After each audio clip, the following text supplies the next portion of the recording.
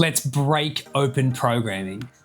This is Coach Chicken Legs. You're a coach or a trainer, and I'm here to make your programming better. This is gonna blow your mind. We're gonna look at the difference between training in a line and transverse training, which is training off a line. This is gonna blow your mind. This team is one of the most fundamental skills you must learn during your learning of how to program. Remember that when we're learning how to program, it's all about making things less challenging. Remember, team, in our ambitions to be a better coach and a better programmer, we're trying to use limiter principles to make our program more streamlined. We're trying to apply restrictions on ourselves to give us a more clear guidance when we're writing programs. And in this case, we're gonna learn about how to program with linear and transverse movements. What do I mean by linear and transverse? Linear movements are any time that your shoulders and your hips are not leaving each other's side, when they are in line with each other. So, what are some examples? Think about push-ups, sit-ups, squats, lunges, deadlifts. All of those movements work with your hips and your shoulders in line with each other, okay? They're all moving through the sagittal or coronal plane for the anatomy nerds out there. If we're gonna break down our 9 movement patterns, which is one of the videos prior to this that I suggest you check out, we know that our movement patterns are squatting, lunging, hinging, push-ups or push, pulling, planking, ground to standing, gait, which is running or walking, and then, of course, we have crawling. Each of these movement patterns can be both transverse and can be linear, but more often than not, when you go to a gym space, it's almost always linear training in a line. Think about bodybuilding, think about jogging, think about swimming, think about all of the things you see in a modern day gym, moving up and down in a line. Now, linear training is really good at isolating muscles and fatiguing them. So, for example, if I was to do a bicep curl, that's in the linear plane because I am not moving my shoulders or my hips away from each other. So if my goal was to rip my bicep apart to make it grow as much as I can, I would put it and isolate it, and I would work it in the linear plane until it finally hit fatigued, where I can rip the muscle, but in a safe, controlled space. Really useful for us. Same with something like a squat. Although it uses many muscles, it's a safe, easy thing to load because the movement is up and down. These movements are fantastic for beginners and fantastic when we're trying to build muscle mass. Since it's in a line, our body is very strong in a line. We're good there. So brand new people, I spend a lot of time teaching them how to work in the linear plane because it's safe. Almost all the machines at the gym are there to support them in that movement. It's a great place to start if you're worried when working with a client, if you're concerned that they're not conditioned enough to do much at the gym, okay? That's great to know. Very, very safe for the client. However, if you only ever train in the linear space, you would start developing compression niggles. You'd start losing a bit of flexibility, provided you're not stretching. You would start finding that the restrictions for you are now coming from the space that you're not training. Let's have a look at that space. Transverse movements are movements when your shoulders and your hips are not in a line. Think about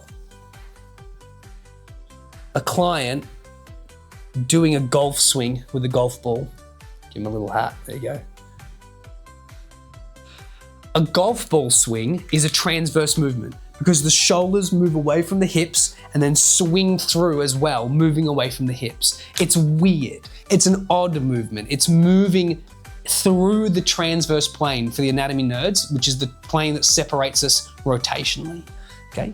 Lots of sports will sit in the transverse plane. So if you think about rugby, I'm running into someone and trying to twist and turn and take people's legs out.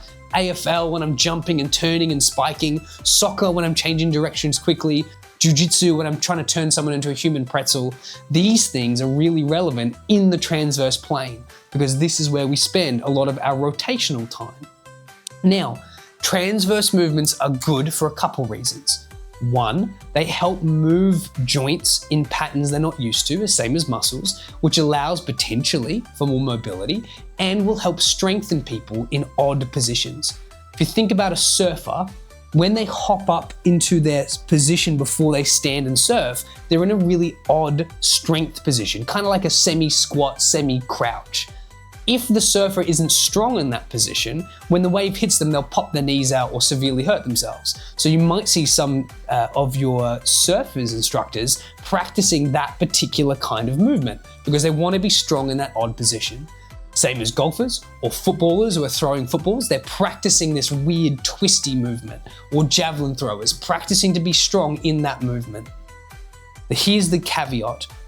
Although transverse movements are fantastic for functional strength because it's so good at rotation, they're not particularly friendly at fatiguing muscles.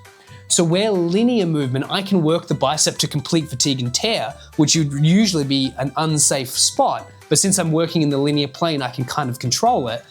I can't really fatigue transverses easily because transverse movements usually recruit many muscles. They use many muscles instead of just one. So it takes a lot for me to throw a javelin. I'm using my arms, I'm using my shoulder, my back, my legs. If I did 1,000 reps, my muscles would fatigue as a group, but not one specifically. Because of this, they're not massively friendly for brand new people. Since we're really safe in a line, we don't introduce rotations and twists if the client doesn't have a foundation of strength. Although it would probably help them long-term to help offset some of the niggles, transverse movements are reserved for clients that you're working up into that space. I might use transverse movements in warm-ups to see how clients operate under really strict controlled positions where I'm watching them, but I'm not going to apply a whole lot of explosive power at the start. I will save that for when the client is a little bit more athletic, powerful, and understands the movement well. That's why, if you refer back to some of our videos on being on-season, off-season, pre-season recovery, we teach transverse movements in the off-season, and then we power up transverse movements during the pre-season. If that doesn't make sense, go back and watch our video on how we program for a year. Now, I want you to think about an analogy here. A really easy way to tell clients the value of both of these kind of movements. And this is what I usually say. I want you to think about your moving house. And there's 3 people there to help you: a bodybuilder, a yoga instructor, and a farmer. The bodybuilder comes in and he picks up your fridge by himself. He is an absolute weapon. So in a line, he picks that fridge up and he smiles as he's holding this 100-kilo fridge. But as soon as he turns to go put it on the truck, since he's rotating and he's not used to it, his back pops and he hurts himself. No good. When we are looking at the gymnast, they're effortlessly throwing boxes into that truck. They're twisting, they're almost making it look like a dance. It's really, really impressive. But when they go to help you lift up the washing machine, the load's too heavy and they hurt their back. Now, when you're watching the farmer, he's not as strong as the bodybuilder, nor is he as flexible and dancey as the yoga instructor, but he manages to do the task without much issue. So, why do we tell them this story? Because when the client is choosing what they want to work on between flexibility, strength gains, and function or longevity, which are the usual 3 that you'll run into, including weight loss and recovery, you tell them the trade-offs. When I want to be massive and strong, if I'm only focused on that, for example, I want to do sheer hypertrophy training, I don't much care about anything else, we will likely spend a lot of time doing linear movements and maybe a few transverse in the warm-up. So the cost is that you will grow muscle quickly, but you're not going to be massively strong inside the transverse plane. So it's something to consider to when you're trying to avoid injury, is that we might very lightly play with this space or avoid this space completely. If I want to be incredibly functional and I care not for muscle strength at all, I will spend all my day in the transverse space, which is fine. But understand that your injuries may come from lifting in a linear plane. Hey team, if you're liking this content, what I need you to do is follow us, support us, leave comments. We're here to help programmers be better at programming, make coaches and PTs the best of the best that we can, and it starts with programming and it starts with you. Share, like, subscribe. Okay? Just tell your client so they understand that. If I want to be a hybrid trainer where I'm doing a little bit of both, I will be both strong in a line, but not as strong as the bodybuilder. And I will be strong functionally, but not quite as functional as the yoga instructor. I'm a happy balance, a Goldilocks, if you will. Your client's goal will determine where they want to sit with this. Your goal is just to make sure they are as educated as they can before making their decision. It is okay if your client wants to alternate between these things. They might spend 12 weeks of one of your programs building as much muscle as they can, or even 12 months. And then once they've developed the muscle tissue that they like, they might then become a fully rehab, fully functional training client to offset some of the niggles they developed. Or they might move into the happy middle. It doesn't matter. But what we know is that we must give the client the information when making the decisions around transverse and linear. In sports, transverse and linear is massively relevant. If I was a recruiter for kids sports, one of the things that they consider is the client doing more than just their main sport? Why does that matter? If I want a good golfer, shouldn't I want the client to be doing golf all the time? Yes and no. If the client is only doing golf, they will strengthen themselves in the plane, the transverse plane, and in the movements that's irrelevant around golf. Transverse and golf-related movements. That might be really good for golf, but it means that they're likely for injury in other spaces. So recruiters for child athletes often like to see child athletes doing lots of different things. Because if my kid who wants to be a pro golfer is also a really good swimmer, loves to do a bit of weights training, they might do a little bit of soccer, all of a sudden we're hitting lots of different transverse planes and linear planes, whilst while our main goal is golf. So that particular kid is a lot more durable, like a farmer, around their body, and potentially can generate more power than someone who's just playing with golf. Okay? Sometimes I see clients who are finding that they're plateauing in their strength in the bodybuilding muscle gaining space, in the linear realm, and when we introduce some transverse movements, stuff to help offset the load of the linear provides, they then increase in strength gains because they were missing that side of the coin. And so too true is some of the issues people have in the transverse planes, that if they're not also increasing their strength or movement in the linear space, they might plateau in whatever goal they're having. Think perhaps like a gymnast. If a gymnast can twist and turn and jump and hop as much as they want, but when it comes to try to do a muscle up on the rings, which is more of a linear movement, they struggle. So what I want you to take away from this team is there should be a happy diversity in your program between linear and transverse. Remember, linear is really good at isolating muscles, it is very safe for clients, and it's a space that I can generate a lot of power and a lot of go because it's very safe for clients. So I can really put clients under some HIIT or high intensity training in the linear space because it's so safe for them, usually. Transverse planes, although I can still stimulate the client to a level, since the nature of it, that it can be a little bit more challenging, it's usually used for functional training. It's usually used for stuff like ground to standing and crawling and a bit more odd positional movement, but it strengthens the body really well to make it unbreakable. If you can find the balance between the two and provide the client the goal that they asked you to get them, you will be an elite of the elite trainer. This understanding of stuff is mental when applied into programming. Just knowing this now from this video, you're already in the 99th percentile of all coaches. You'd be surprised how many PTs and coaches have no idea what you're talking about when you tell them that your clients work both in a linear space and a transverse space. You would be surprised how many clients' niggles and pains diminish after no more than 12 to 18 months of training with you just because you've introduced something different in their training regime, much like the student or child athlete, because you're giving them a diversity of skill set. Unbelievable the results you'll see doing this, team. So what I want you to do is this. I want you to write down 10 linear movements that you see day to day. This should be pretty quick, pretty easy. Squatting, push, pull, hinge, deadlifts, running, all of that shazammo. I want 10. It's a good practice to get into. Then I want you to write down 10 transverse movements. That's a little bit harder.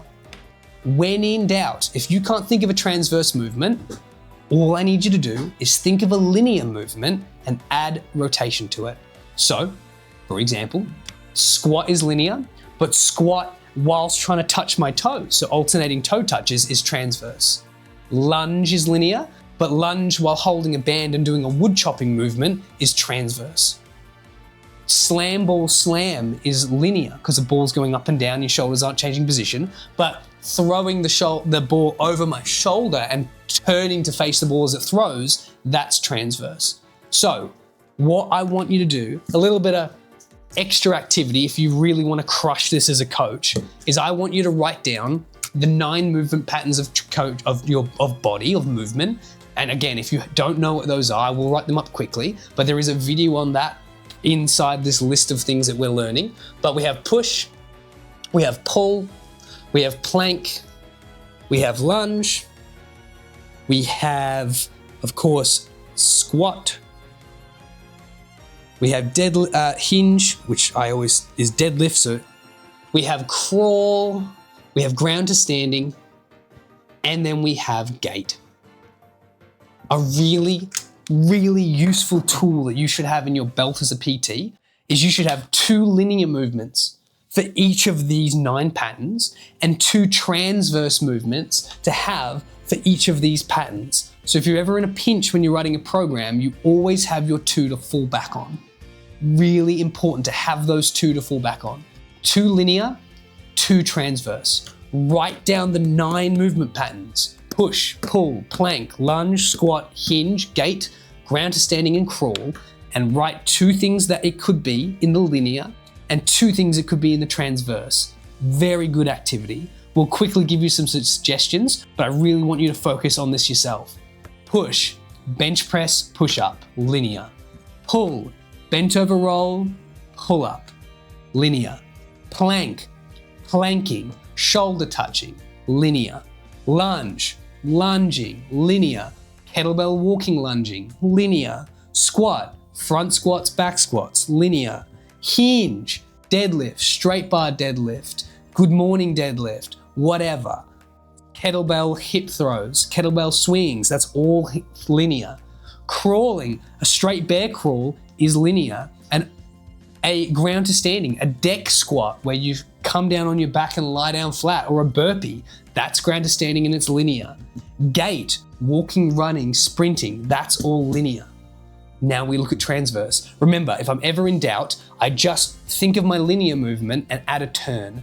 Or an even easier way is think of a sport, because almost all sports are transverse in their main movement patterns. So if I'm thinking about push, my first thought is what sports are push sports. I think of javelin, I think of shot put, I think of these things. So push, I might have a single arm ball throw, or I might grab a band and do a single arm punch, so I'm rotating. That's transverse.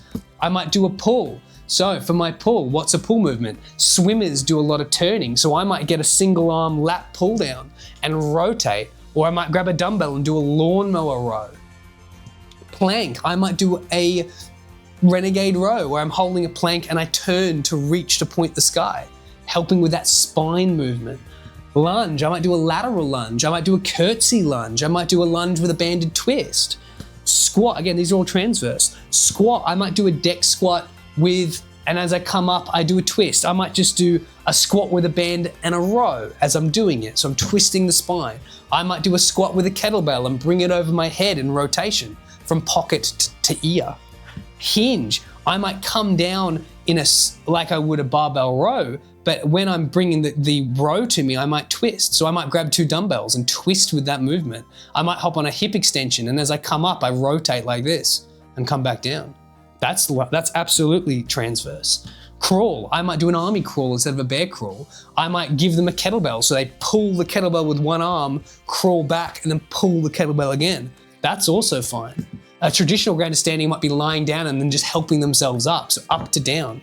That's quite transverse, where they're trying to use both feet and both hands to get themselves up instead of a burpee. I might, for a grounded standing, do a Turkish get up. That's incredibly transverse. Challenging because it's in the transverse plane and loaded, but incredibly good for shoulder mobility and health. Gait, I might get someone to do a Caracosa or a grapevine lateral run where they're running laterally. I might get them to pass them a soccer ball and get them to dribble the soccer ball up and down a path, getting them to do cone work, running from side to side. As soon as I start getting them to rotate, but anything like that will fall in that transverse category. The grapevine's a great one for gait-related transverse movements. I might even give them 1 kettlebell to walk with, and they have to switch hands with that kettlebell as they walk. So that movement of switching sides is transverse because of the nature of the shoulders moving opposite to the hips. There's 1,000 ways to do this, but having these systems will narrow your training down to a fine edge. So that way you've got a really powerful and really strong programming system when you sit down pen to paper, knowing that you probably should have a little bit of both.